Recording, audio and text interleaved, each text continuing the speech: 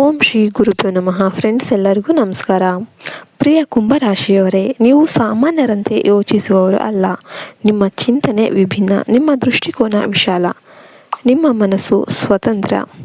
ನೀವು ಯಾರಿಗೂ ಬಂಧನ ಹಾಕೋದಕ್ಕೆ ಇಷ್ಟಪಡೋದಿಲ್ಲ, ಹಾಗೆಯೇ ಯಾರ ಮೇಲೆ ಬಂಧನದಲ್ಲೂ ಇರಲು ಬಯಸೋದಿಲ್ಲ. ನೀವು ಯಾರಿಗೂ ಬಂಧನ ಹಾಕೋದಕ್ಕೆ ಇಷ್ಟಪಡೋದಿಲ್ಲ, ಹಾಗೆಯೇ ಯಾರ ಬಂಧನದಲ್ಲೂ ಇರೋದಕ್ಕೆ ಕೂಡ ಇಷ್ಟಪಡೋದಿಲ್ಲ. ಆದರೆ ಇದೇ ಸ್ವತಂತ್ರ ಸ್ವಭಾವವನ್ನು ಉಪಯೋಗಿಸಿಕೊಂಡು ಒಂದು ರೀತಿಯ ಮಹಿಳೆ ನಿಮ್ಮ ಜೀವನಕ್ಕೆ ಬಂದರೆ ಆಕೆ ನಿಮ್ಮ ಸಂಸಾರವನ್ನು ಶಾಂತವಾಗಿ ಆದರೆ ಗಂಭೀರವಾಗಿ ಹಾಳು ಮಾಡ್ತಾಳೆ. ಹೀಗಂತ ಜ್ಯೋತಿಷ್ಯ ಶಾಸ್ತ್ರ ಎಚ್ಚರಿಸುತ್ತೆ. ಕುಂಭರಾಶಿಯ ಭಾವನೆಗಳನ್ನು ಹೆಚ್ಚು ತೋರಿಸೋದಿಲ್ಲ.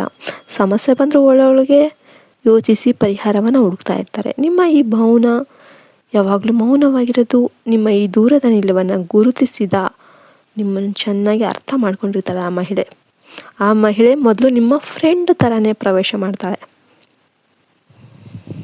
ನಿನ್ನಂತೆ ಯೋಚನೆ ಮಾಡೋರು ಭಾಳ ಕಡಿಮೆ, ನೀನು ಎಲ್ಲರಿಗಿಂತ ವಿಭಿನ್ನ, ನೀನು ತುಂಬ ಡಿಫ್ರೆಂಟ್ ಅಂತ ಹೇಳ್ತಾ ನಿಮ್ಮ ಮನಸ್ಸಿಗೆ ತುಂಬ ಹತ್ತಿರ ಆಗ್ತಾಳೆ. ನಿಧಾನವಾಗಿ ಆ ಮಹಿಳೆ ನಿಮ್ಮ ಮನಸ್ಸಲ್ಲಿ ನಿಮ್ಮ ಸಂಗಾತಿಯ, ಹೆಂಡತಿ ಅಥವಾ ಗಂಡನ ವಿರುದ್ಧ ಪ್ರಶ್ನೆಗಳನ್ನು ಹುಟ್ಟಿಸ್ತಾಳೆ. ನಿಮ್ಮ ಫ್ರೀಡಮನ್ನು ಅವರು ಅರ್ಥ ಮಾಡ್ಕೊತಾ ಇಲ್ಲ. ನಿನ್ನ ಆಲೋಚನೆಗಳಿಗೆ ಮನೆಯಲ್ಲಿ ಬೆಲೆ ಇಲ್ಲ, ಮೌಲ್ಯ ಇಲ್ಲ. ನೀನು ಸಮಾಜಕ್ಕೆ ಎಷ್ಟು ಕೊಡ್ತೀಯ, ಆದರೆ ನಿನ್ನ ಮನೆಯವರು ನಿನಗೆ ಏನೂ ಕೊಡ್ತಾ ಇಲ್ಲ. ಈ ಥರ ಮಾತುಗಳನ್ನು ಹೇಳ್ತಾ ನಿಮ್ಮ ಮನಸ್ಸನ್ನು ಗೊಂದಲಕ್ಕೆ ತಳ್ತಾಳೆ. ಕುಂಭರಾಶಿಯ ಮಹಿಳೆಯರಿಗೆ ಅಥವಾ ಪುರುಷರಿಗೆ ಈಗಾಗಲೇ ಭಾವನಾತ್ಮಕ ಅಂತರ ಇರೋದ್ರಿಂದ ಈ ಮಾತುಗಳು ನಿಮ್ಮನ್ನು ಇನ್ನಷ್ಟು ದೂರಕ್ಕೆ ತಳ್ಳುತ್ತೆ. ಗಂಡ ಹೆಂಡತಿಯ ನಡುವೆ ಸಂಭಾಷಣೆ ಕಡಿಮೆ ಆಗುತ್ತೆ. ನೀವು ಮಾತನಾಡದೇ ಇರೋದನ್ನು ಶಾಂತಿ ಅಂತ ಭಾವಿಸ್ತೀರ, ಆದರೆ ಅದು ನಿಧಾನವಾಗಿ ಸಂಸಾರವನ್ನು ಒಳಗಿನಿಂದನೇ ಖಾಲಿ ಮಾಡ್ತಾ ಹೋಗುತ್ತೆ. ಆ ಮಹಿಳೆ ಮಾತ್ರ ನಿಮ್ಮ ಜೊತೆ ಆಲೋಚನೆ, ಮಾತು, ಸಲಹೆ ಎಂದು ನಿಮ್ಮ ಮನಸ್ಸಿನ ಮೇಲೆ ಹಿಡಿತ ಸಾಧಿಸ್ತಾ ಇರ್ತಾಳೆ. ಜ್ಯೋತಿಷ್ಯ ಪ್ರಕಾರ ಕುಂಭರಾಶಿಯ ಅಧಿಪತಿ ಶನಿ ಮತ್ತು ಸಹ ಅಧಿಪತಿ ರಾಹು. ಶನಿ ಅಥವಾ ರಾಹು ದುರ್ಬಲ ಆಗಿರುವ ಸಮಯದಲ್ಲಿ ಇಂಥ ಮಹಿಳೆಯರ ಪ್ರಭಾವ ಹೆಚ್ಚಾಗುತ್ತೆ. ವಿಶೇಷವಾಗಿ ಆ ಮಹಿಳೆಯ ಹೆಸರಿನಲ್ಲಿ GSRKD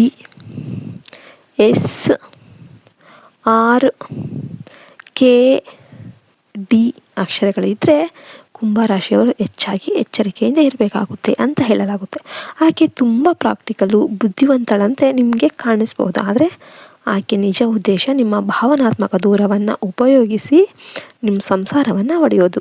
ಕುಂಭರಾಶಿಯವರೇ, ಒಂದು ವಿಷಯ ನೀವು ನೆನ್ಪಿಟ್ಕೊಂಬಿಡಿ, ಸ್ವಾತಂತ್ರ್ಯ ಅಂದರೆ ದೂರ ಇರೋದಲ್ಲ, ಬುದ್ಧಿವಂತಿಕೆ ಅಂದರೆ ಭಾವನೆಗಳನ್ನು ಕಡೆಗಣಿಸೋದಲ್ಲ.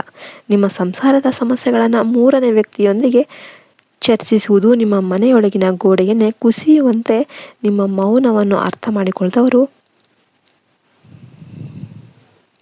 ಅದನ್ನೇ ನಿಮ್ಮ ವಿರುದ್ಧ ಬಳಸಿ ನಿಮ್ಮ ಸಂಸಾರವನ್ನು ಹಾಳು ಮಾಡ್ತಾರೆ.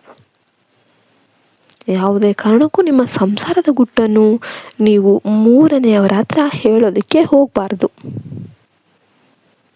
ಹೇಳಿದರೆ ಅವರು ಫಸ್ಟ್ ಚೆನ್ನಾಗೇ ಮಾತಾಡ್ತಾರೆ, ನಿಮ್ಮ ಪರವಾಗಿ ಮಾತಾಡ್ತಾರೆ, ಆದರೆ ಸ್ವಲ್ಪ ದಿನದಲ್ಲೇ ಅದೆಲ್ಲ ರಿವರ್ಸ್ ಆಗೋಗ್ಬಿಡುತ್ತೆ. ಆದರೆ ನೀವು ಭಯಪಡೋ ಅವಶ್ಯಕತೆ ಇಲ್ಲ. ಕುಂಭರಾಶಿಯವರಿಗೆ ಶನಿದೇವ ಮತ್ತು ನಾರಾಯಣನ ಅನುಗ್ರಹ ಸದಾ ಇರುತ್ತೆ. ನೀವು ಸಮಯಕ್ಕೆ ಎಚ್ಚರಗೊಂಡ್ರೆ ಯಾವುದೇ ನಕಾರಾತ್ಮಕ ಶಕ್ತಿಯು ನಿಮ್ಮ ಸಂಸಾರವನ್ನು ಸಂಪೂರ್ಣವಾಗಿ ಮುರಿಯಲು ಸಾಧ್ಯ ಇಲ್ಲ. ಪ್ರತಿ ಶನಿವಾರನೂ ಶನಿದೇವರಿಗೆ ದೀಪ ಹಚ್ಚಿ ಓಂ ಶಂ ಶನೇಶ್ವರಾಯ ನಮಃ ಅಂತ 23 ಬಾರಿ ಜಪ ಮಾಡಿ ನಿಮ್ಮ ಮನಸ್ಸಿನ ಮಾತುಗಳನ್ನು ನಿಮ್ಮ ಸಂಗಾತಿಯ ಜೊತೆ ಹಂಚಿಕೊಳ್ಳಿ. ಬೇರೆಯವ್ರ ಜೊತೆ ಅಲ್ಲ, ನಿಮ್ಮ ಸಂಗಾತಿ ಜೊತೆ ಮಾತ್ರ. ತಪ್ಪಿದರೆ ದೇವ್ರ ಜೊತೆ ಹಂಚ್ಕೊಳ್ಳಿ. ಈ ಮೂರನೇ ವ್ಯಕ್ತಿ ಜೊತೆ ನೀವು ಹಂಚ್ಕೊಂಡ್ರೆ ನೀವು ಕೆಟ್ಟ್ರಿ ಅಂತ ಅರ್ಥ.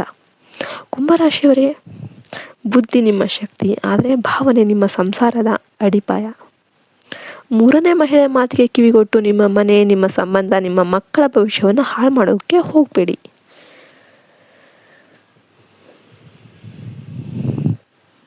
ನೀವು ಹಿಂದೆ ಎಚ್ಚರಗೊಂಡ್ರೆ ನಿಮ್ಮ ಜೀವನ ಮತ್ತೆ ಸರಿಯಾದ ದಾರಿಯಲ್ಲಿ ತೂಗುತ್ತೆ. ಇಲ್ದಿದ್ರೆ ನಿಮ್ಮ ದೂರನೇ ನಿಮ್ಮ ದೊಡ್ಡ ನಷ್ಟ ಆಗಿಬಿಡುತ್ತೆ. ಈ ವಿಡಿಯೋ ನಿಮಗೆ ಇಷ್ಟ ಆಯಿತು ಅಂದರೆ ಲೈಕ್ ಮಾಡಿ, ಶೇರ್ ಮಾಡಿ, ಸಬ್ಸ್ಕ್ರೈಬ್ ಮಾಡಿ. ನೀವು ವಿಡಿಯೋಗೆ ಒಂದು ಲೈಕ್ ಕೊಡೋದ್ರಿಂದ ಎಲ್ಲ ಕುಂಭರಾಶಿಯವರಿಗೂ ಈ ವಿಡಿಯೋ ರೀಚ್ ಆಗುತ್ತೆ. ಮತ್ತೆ ಇನ್ನೊಂದು ವಿಡಿಯೋದಲ್ಲಿ ಸಿಗೋಣ ಅಂತ ಹೇಳ್ತಾ ಈ ವಿಡಿಯೋವನ್ನು ಮುಗಿಸ್ತಾ ಇದ್ದೇನೆ. ಜೈ ಹಿಂದ್, ಜೈ ಭಾರತ್ ಮಾತೆ, ಹರಿ ಓಂ ತತ್ಸತ್, ಸರ್ವೇ ಜನೋ ಸುಖಿನೋ ಭವಂತು.